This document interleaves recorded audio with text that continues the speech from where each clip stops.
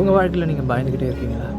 Even though நம்ம ஆண்டவராக இயேசு கிறிஸ்துவை ஏற்றுக்கிட்டு பிறக்குமே இந்த பயம்ன்றதை நம்மளை போட்டு வேதனைப்படுத்திக்கிட்டு இருக்கேன். சில சமயம் இது நடந்துருமோ அது நடந்துருமோ அப்படின்னு சொல்லிட்டு நிறைய பயங்கள் நமக்குள்ளே இருந்துக்கிட்டே இருக்கு.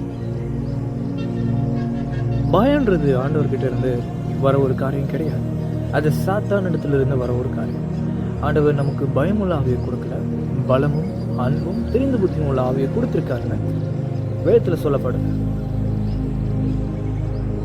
அப்படி இருக்க சகோதரர்களே, நம்ம பயப்படும் போது பயத்தை கர்த்தர் ஒருபோதும் விரும்பல. அதனால தான் நம்மளை பயப்படக்கூடாதுன்னு அடிக்கடிக்க சொல்லியிருக்காரு.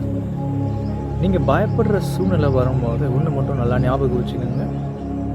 கர்த்தர் எனக்கு சகாயர், நான் பயப்படேன், மனுஷன் எனக்கு என்ன செய்வான். இது போல் நிறைய வாக்குத்தத்தங்கள் ப்ராமிசஸ் இருக்குது. அதை நீங்கள் எல்லாம் மெமரைஸ் பண்ணணும். மெமரைஸ் பண்ணிவிட்டு அடுத்தது என்ன பண்ணணும்னா, பிரச்சனை நேரத்தில் அதை நீங்கள் பேசிக்கிட்டு இருக்கணும். பேசுகிறது ரொம்ப முக்கியம். பிரச்சனை சமயத்தில் பயத்தையும் பிரச்சனையையும் அழிவையும் நம்ம பேசிகிட்டு இருந்தோம்னா ஒன்றுமே நடக்காது. இன்னும் நம்ம அதை பயத்துக்குள்ளே தான் போயிட்டுருக்கோம். பிரச்சனை அதிகமான நேரத்தில் வாக்குத்தத்தங்கள் ப்ராமிஸ், ஆண்டவருடைய இந்த வாக்குத்தத்தங்களை நம்ம கூட அதை பேசிக்கிட்டு இருக்கும்போது நமக்குள்ளே பலன் உண்டாகும், நமக்குள்ளே தைரியம் உண்டாகும்.